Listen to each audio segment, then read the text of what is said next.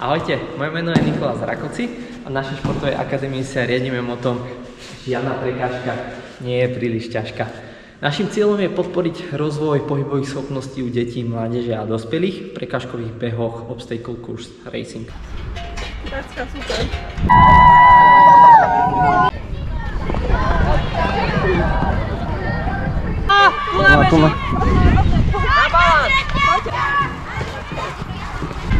Super!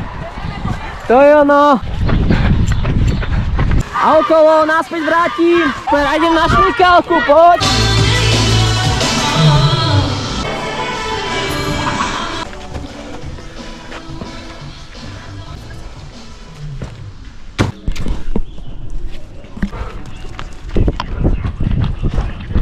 V blízkej dobe plánujeme aj nábor detí a mládeže do našej športovej akadémie, ktoré sú vlastne prioritou číslo 1, vďaka čomu celý tento koncept bol aj zostavený a zameraný na to.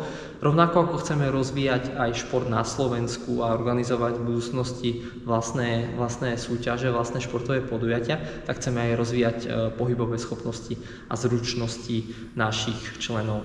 Práve preto by sme využili Fond pre budúcnosť športu od NIKE, aby sme zabezpečili všetky materiálne, či už tréningové prostriedky alebo nejaké sociálne zabezpečenia a celý chod našej vlastne športovej akadémie, či už zabezpečiť aj nejaké štartovacie lístky, alebo aby sme dobre vyzerali hlavne v dresoch a športových mikín.